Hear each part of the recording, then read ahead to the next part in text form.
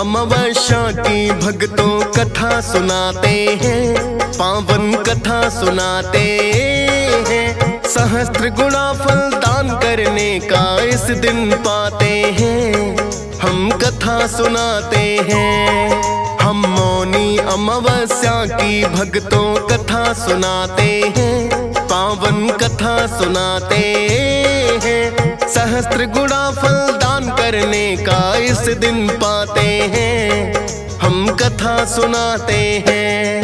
करके तीर्थों में स्नान कुछ करे अवश्य ही दान, करके तीर्थों में स्नान कुछ करे अवश्य ही दान। भक्तजनों, आज के दिन हम आपको मौनी अमावस्या की कथा सुनाएंगे। वैसे तो हिंदी पंचांग के अनुसार हर माह के अंत में अमावस्या तिथि पड़ती है, जिसका विशेष महत्व होता है, किंतु मौनी अमावस्या को बड़ा ही उत्तम माना जाता है। इस दिन दान और पुण्य का सहस्त्र गुणा फल मिलता है। आज के दिन पवित्र नदियों में स्नान करके दान पुण्य करने से पितरों को मोक्ष की प्राप्ति होती है। इस दिन श्री हरि के पूजन का भी विशेष महत्व है। तो इसीलिए भक्तों, सुनते हैं मौनी अमावस्या का महत्व और कथा।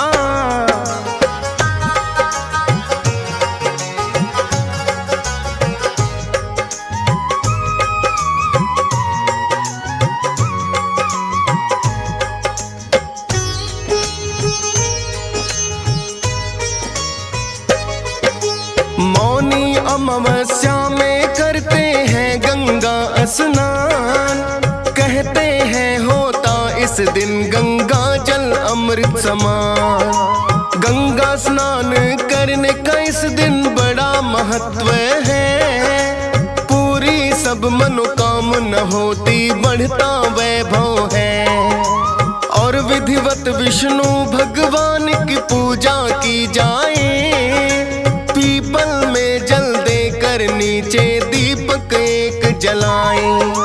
यदि संभव मन और वाणी को देना चाहिए विराम, और दान करने से सिद्ध सब हो जाते हैं काम। व्रत करने से सहस्त्र गुण फल इस दिन पाते हैं, पावन कथा सुनाते हैं। सहस्त्र गुणा फल दान करने का इस दिन पाते हैं, हम कथा सुनाते हैं। करके तीर्थों में स्नान कुछ करे अवश्य ही दान, करके तीर्थों में स्नान कुछ करे अवश्य ही दान। भक्तजनों, धार्मिक मान्यताओं के अनुसार अमावस्या तिथि विष्णु भगवान को अत्यंत प्रिय है। पौराणिक कथाओं के अनुसार मौनी अमावस्या के दिन ही मनु ऋषि का जन्म हुआ था। इस दिन मौन व्रत करने का भी विधान है। यदि विधि पूर्वक भगवान विष्णु की पूजा अर्चना की जाए तो मुनि पद की प्राप्ति होती है। यदि पूरा दिन मौन रहना संभव नहीं हो तो स्नान और पूजन के समय मन और वाणी को अवश्य ही विराम देना चाहिए। मौनी अमावस्या के दिन व्रत करने का भी विधान है। स्कंद पुराण में वर्णित एक कथा के अनुसार व्रत कथा का पाठ किए बिना या उसे सुने बिना व्रत को पूर्ण नहीं माना जाता। इसलिए आज हम उसी कथा का वर्णन करेंगे।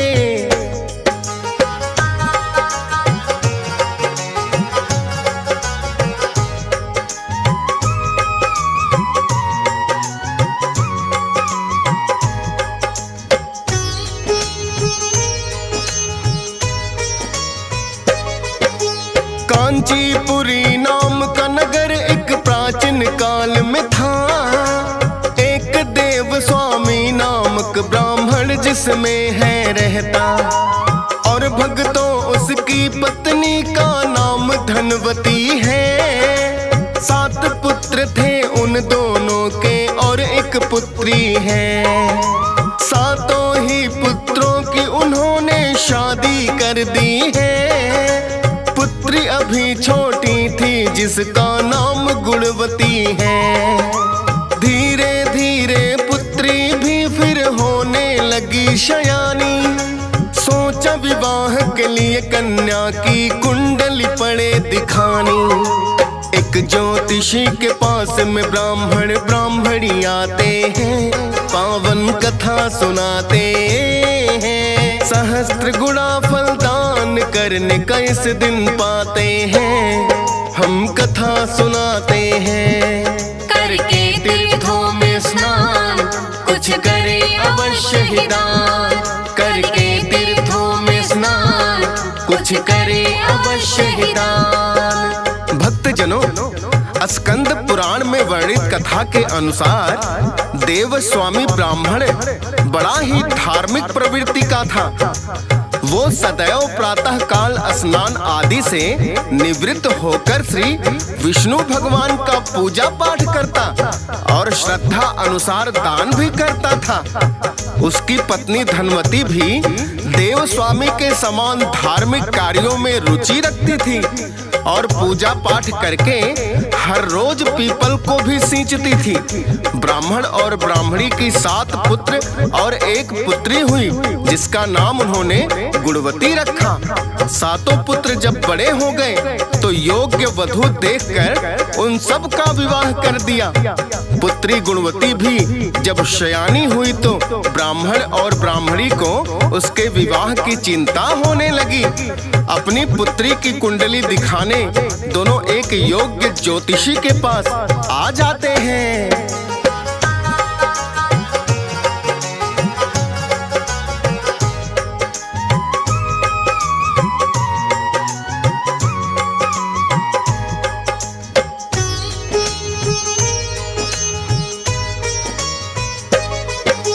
दोनों ने ही ज्योतिष को आकर प्रणाम किया। बोले हम करना चाहते अपनी पुत्री का विवाह। देख के कुंडली पुत्री की है ज्योतिष हमें बताए। योग्य वर कोई पुत्री के लिए कब तक हमें मिल जाए। जब कुंडली देखी ज्योतिष ने तन गई उसकी भवे। इसकी कुंडली में लिखा कैसे भला कह दो। बोले ब्राह्मण ब्राह्मणी तो उसने ये कहा, जैसे ही हो विवाह कन्या का हो जाएगी विधवा। ब्राह्मण ब्राह्मणी सुन करके बड़े दुखी हो जाते हैं, पावन कथा सुनाते हैं। सहस्त्र गुणा फल दान करने का इस दिन पाते हैं, हम कथा सुनाते हैं। करके तीर्थों में स्नान कुछ करे अवश्य ही दान। करके तीर्थों में स्नान कुछ करे अवश्य ही दान। भक्तजनों, जब ज्योतिषी ने ब्राह्मण और ब्राह्मणी को बताया कि आपकी कन्या राशि में तो बड़ा ही दुर्भाग्यपूर्ण संयोग है। इसकी कुंडली के अनुसार विवाह संपन्न होते ही इसके पति की मृत्यु हो जाएगी। इतना सुनकर ब्राह्मण और ब्राह्मणी अत्यंत दुखी हुए। वो दोनों सोचने लगे, हमने आजीवन सदाचार का रास्ता अपनाया है, फिर हमारी कन्या की कुंडली इतनी दुर्भाग्यपूर्ण क्यों? कुछ देर सोचने के पश्चात ब्राह्मण और ब्राह्मणी ज्योतिषी से कहने लगे, शास्त्रों में हर संकट का निवारण है, क्या इसका कोई उपाय नहीं? तब ज्योतिषी ने बहुत अध्ययन करने के बाद उन्हें एक उपाय बताया।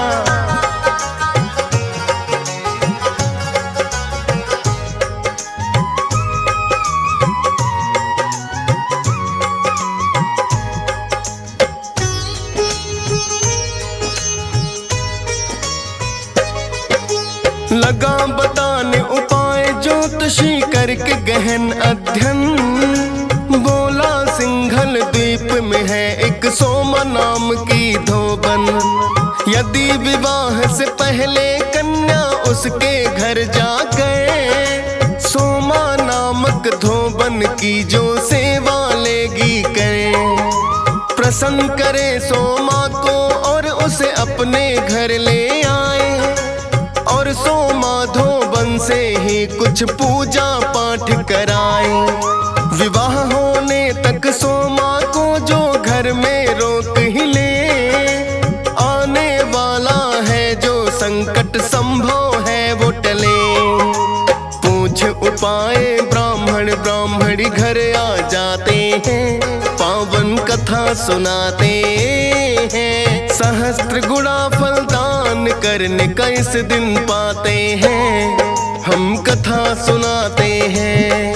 करके तीर्थों में स्नान कुछ करे अवश्य ही दान। करके तीर्थों में स्नान कुछ करे अवश्य ही दान। भक्तजनों, ज्योतिषी ने गहन अध्ययन करने के बाद ब्राह्मण को बताया कि उसका एक ही उपाय है। 7 समुंदर सिंघल द्वीप पड़ता है जहाँ सोमा नाम की धोबन रहती है। यदि आपकी कन्या 7 समुंदर पार जाकर सोमा धोबन की सेवा करके उन्हें प्रसन्न कर ले और वो धोबन तुम्हारे घर आकर पूजा पाठ करे और विवाह के समय तुम्हारी कन्या को सिंदूर दान कर दे, तो ये विपदा टल जाएगी। ज्योतिषी द्वारा बताया गया उपाय ब्राह्मण और ब्राह्मणी ने सुना और घर लौटकर आ गए।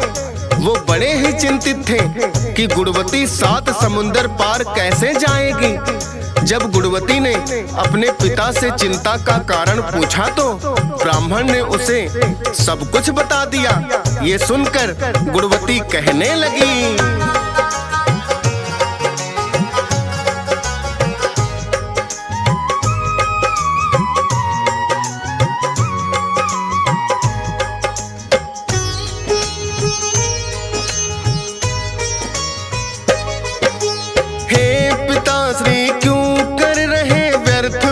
चिंता जो लिखा होता तकदीर में कभी नहीं टलता। यदि उपाय है 7 समुंदर पार में जाऊंगी, लेकिन अपने एक भाई को साथ ले जाऊंगी। बोला ब्राह्मण बेटी मेरी भी आज्ञा तुम जाओ, तुमसे जो बड़ा भाई है उसको ही साथ ले जाओ। छोटा पुत्र था जो ब्राह्मण का किया उसे तैयार, जाना है तुम्हें बहन के संग में 7 समुंदर पार। भाई बहन फिर जाने को तैयार हो जाते हैं, पावन कथा सुनाते हैं। सहस्त्र गुणा फल दान करने का इस दिन पाते हैं, हम कथा सुनाते हैं।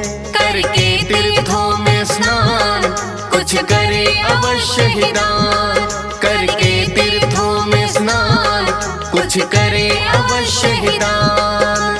भक्तजनों, ब्राह्मण ने अपनी पुत्री गुणवती के साथ अपने सबसे छोटे बेटे को भेज दिया और समझाया कि हे पुत्र, अपनी बहन की हर संभव सहायता करना।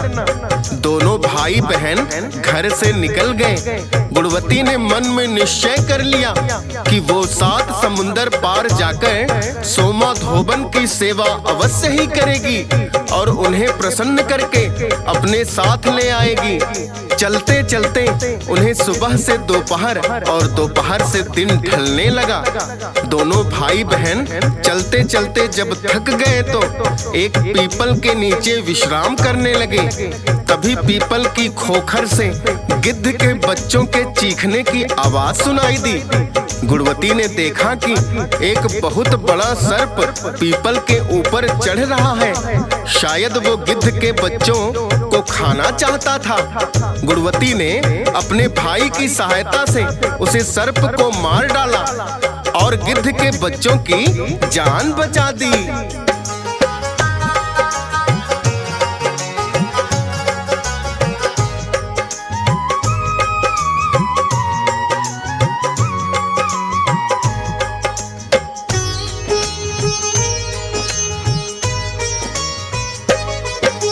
शाम ढलने पर गिद्ध लौट कर जब वापस आई, अपनी माँ को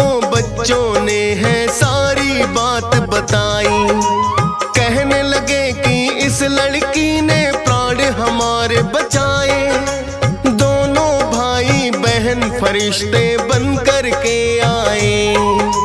बातें कर रहे थे आपस में, जाना है कहीं दूर। करने लगे विश्राम यहाँ जब थक कर हो गए चूर। सहायता है माता आपको उनकी करनी होगी, पूछो इसे और मदद करो संभव है जो भी। शुभ चिंतक ही सदा एक दूजे के काम में आते हैं, पावन कथा सुनाते हैं। सहस्त्र गुणा फल दान करने का इस दिन पाते हैं, हम कथा सुनाते हैं। करके तीर्थों में स्नान कुछ करे अवश्य ही दान। करके तीर्थों में स्नान कुछ करे अवश्य ही दान। भक्तजनों, जब गिद्ध के बच्चों ने गिद्ध को सारी बात बताई तो गिद्ध ने गुणवती से आकर कहा, हे बहन, आज तुमने मेरे बच्चों की रक्षा की है। तुम कौन हो, कहाँ से आई हो और कहाँ जाना है? मुझे सारी बात बताओ, मैं तुम्हारी हर संभव मदद करने को तैयार हूँ। तब गुणवती ने गिद्ध को सारी कहानी सुना दी। गिद्ध ने गुणवती तथा उसके भाई को 7 समुंदर पार करा दिया और सोमा धोबिन का पता भी बता दिया। दोनों भाई बहन वहाँ एक झोपड़ी बनाकर रहने लगे। गुणवती रात में सोमा धोबन के घर जाकर सारी साफ सफाई कर देती और भोजन भी बना उसका भाई घर के अन्य काम निपटा देता। उनके उठने से पहले दोनों वापस अपनी झोपड़ी में आ जाते। ये सिलसिला अनेकों दिनों तक चलता रहा। सोमा धोबन ने सोचा, ऐसा कौन जो इतना स्वादिष्ट भोजन बनाता है और घर की साफ सफाई भी कर देता है। सोमा ने जब अपनी बहुओं से पूछा तो उन्होंने भी अनभिज्ञता जाहिर की।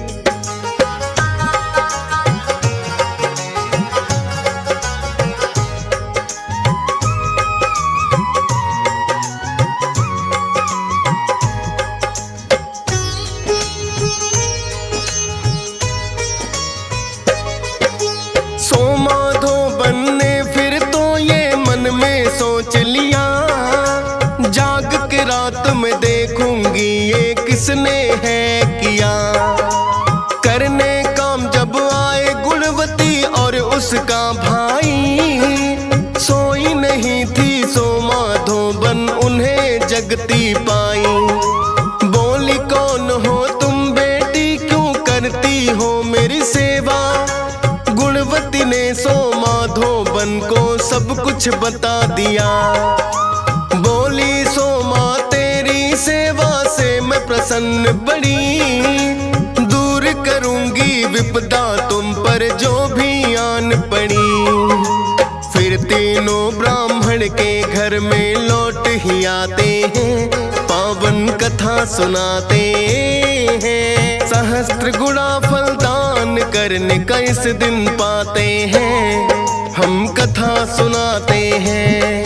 करके तीर्थों में स्नान कुछ करे अवश्य ही दान।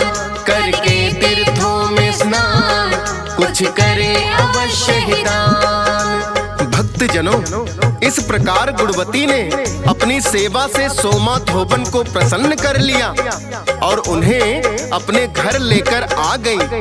ब्राह्मण और ब्राह्मणी ने सोमा धोबन का खूब सत्कार किया। सोमा धोबन ने ज्योतिषी के बताए अनुसार पूजा पाठ किया और फिर योग्य वर देखकर ब्राह्मण ने अपनी पुत्री का ब्याह रचाया। जिस दिन गुणवती का विवाह हुआ उस दिन सोमा धोबन ने अपनी मांग से थोड़ा सा सिंदूर लेकर गुणवती की मांग में भर दिया। गुणवती खुशी खुशी अपने ससुराल विदा हो गई, किंतु सिंदूर दान करने की वजह से सोमा धोबन के पति की मृत्यु हो गई।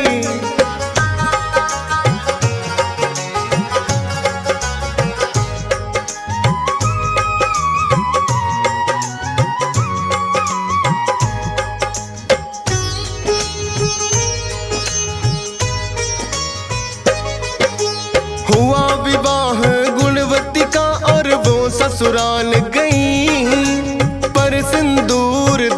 के कारण विधवा सोमा हुई। ब्राह्मण और ब्राह्मणी ने बड़ी उसकी धीर बधाई। सोमा धोबन रोती बिलखती अपने घर चली आई। सोच रही सिंदूर दान क्या हुआ मेरा बेकार, अपने पति का नहीं किया है पर अंतिम संस्कार। सोमा धोबन ने श्री हरि विष्णु को याद किया। 108 परिक्रमा की पीपल को जल भी दिया, जिसके कारण जीवित उसके पति हो जाते हैं। पावन कथा सुनाते हैं, सहस्त्र गुणा फल दान करने का इस दिन पाते हैं। हम कथा सुनाते हैं, करके तीर्थों में स्नान कुछ करे अवश्य ही दान। करके तीर्थों में स्नान कुछ करे अवश्य ही दान। भक्तजनों, जैसे ही सोमा धोबन को पति की मृत्यु की खबर मिली तो तुरंत लौटकर अपने घर आई और उसने अपने पति का अंतिम संस्कार करने की बजाय विष्णु जी का पूजा पाठ शुरू कर दिया और पीपल के वृक्ष के नीचे जाकर तपस्या करने लगी तथा पीपल की 108 परिक्रमा करके उसे जल चढ़ाकर श्री हरि विष्णु को याद किया। श्री हरि विष्णु की कृपा से उसके पति के प्राण लौट आए। भक्तों, मौनी अमावस्या का व्रत करते हैं, इस कथा का पाठ या श्रवण अवश्य करना चाहिए। कथा का पाठ किए बिना या सुने बिना व्रत अधूरा माना जाता है।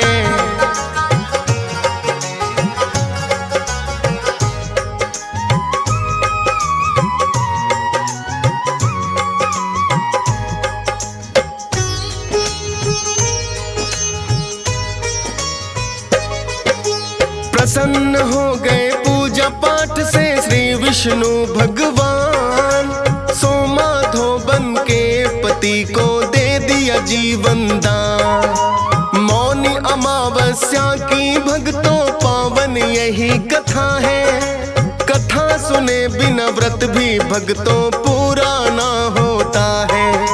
मौनी अमावस्या के दिन कर जो गंगा में स्नान, प्रसन्न सदा उन पर रहते हैं श्री विष्णु भगवान। डीएस पाल ने कथा ये भक्तों श्रद्धा भाव से गाई।